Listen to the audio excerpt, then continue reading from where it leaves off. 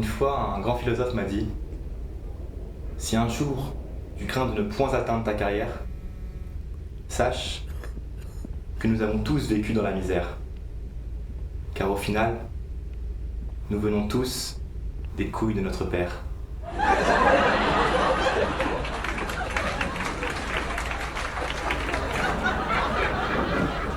Donc aujourd'hui, je vais vous parler de mon papa.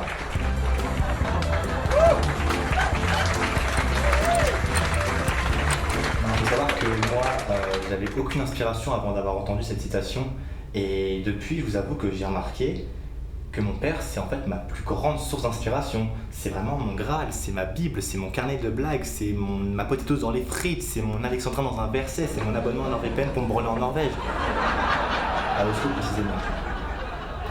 Non mais bref, j'utilise vraiment toutes ces métaphores pour vous dire à quel point mon père, c'est une personne avec qui j'entretiens une relation forte, émotionnelle et fusionnelle.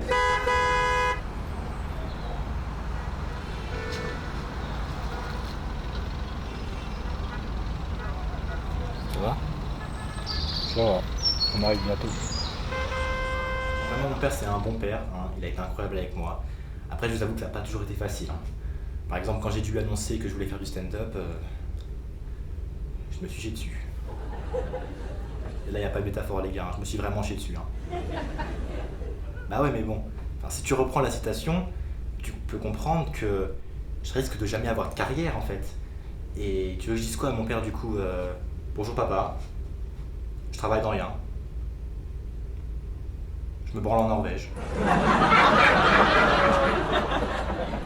Du coup, je savais pas quoi dire. Et j'ai eu besoin de conseils.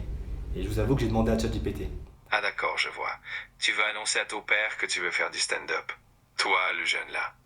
Qui veut arrêter l'école alors qu'il n'a que 16 ans. Qui ne veut pas passer le bac. Qui veut vivre sans diplôme.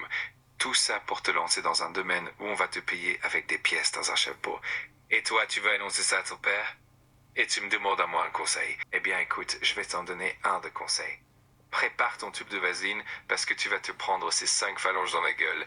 Elles vont rester imprimées sur ta joue, mon cran. Ouais, non, j'avoue, ça a été dur hein, de lui annoncer ça à mon père. Hein. Mais bon, un jour je me suis dit, allez, j'y vais, c'est le grand jour. Je me rappelle très bien. C'était le soir, 19h. Mon père était dans le salon. J'approchais de son fauteuil. Confiant. La pression, je la buvais. 19h02. Je continuais d'approcher mon père. Le torse bombé, les poings serrés, les cheveux coiffés, les dents brossées, les ongles manicurés, le métabolisme bien structuré. 19h03. J'arrive devant mon père, je pris mon courage à deux mains. Je le regardais droit dans les yeux. Il allait m'entendre. 19h04. Face à mon père, je sortis mon plus beau discours, avec mon plus beau français. À côté, Molias et Franck Ribéry. Hé papa, mon papounet, tu t'as dit que t'étais beau? Non? Je te le dis. Tu veux quoi? Tu te rappelles quand tu m'as dit que si je trouvais un job, je pouvais être déscolarisé? Devine quoi? Viens-en au fait. J'y viens, j'y cours même. Bon, déjà, mon job, ça se passe de nuit. Tu es de videur? Non, pas videur. Moi, mon job, ça procure plus de bonheur, de plaisir aux gens. Tu veux être pute? Hein? Bon, papa, je veux être humoriste. Franchement, il a super bien réagi. Tu veux pas être pute plutôt? Quoi? Non mais humoriste, vraiment. Tu veux faire du stand-up? Faut habiter Paris pour faire carrière. On habite Mantes-la-Ville. Faut un appartement, faut acheter des meubles. Faut que tu sois drôle. Faut créer un réseau. Faut faire sa place dans le milieu. Faut que tu sois drôle. Va falloir aller chercher des APL. Faut que tu sois drôle. Bah ouais, bien sûr qu'il a bien réagi. Il est incroyable. Il a toujours été incroyable avec moi, mon père. Je me rappelle des si beaux moments que j'ai passés avec lui. Je me rappelle de la fois où, pour mes 18 ans, il m'a emmené dans un super bon resto suédois. C'était un moment magique entre un père et son fils. Tous les deux assis sur un tabouret de Merston, mangeant de bonnes saucisses surgelées. Je vis dans le regard de mon père de l'amour pour son fils. Quoi?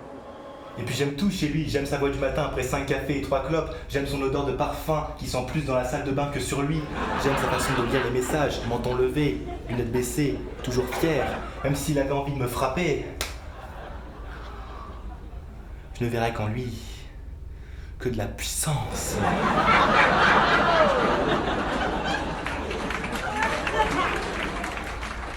Et après tout ce que je vous ai raconté, Va falloir trouver un job. Faut que tu sois drôle. papa, je suis prêt à faire tout ça. J'ai remarqué que dans toute ma vie, T'es prêt à vraiment quitter la maison? oui, je ne lui avais jamais dit merci, Ok. ni je t'aime. Alors ce soir, papa, j'aimerais te dire merci. On va chercher des meubles pour ton appartement. Je t'aime. Et je n'attends rien en retour parce que...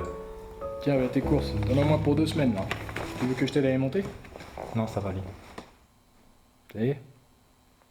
T'es sûr que c'est ça que tu veux faire? Ouais, je me sens prêt. T'es vraiment sûr de ton choix? Parce que t'es pas drôle, hein.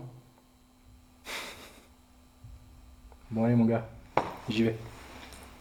A plus.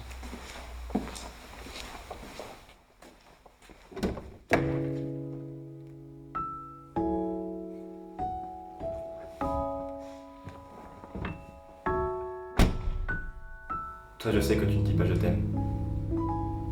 Tu le montres. Merci beaucoup.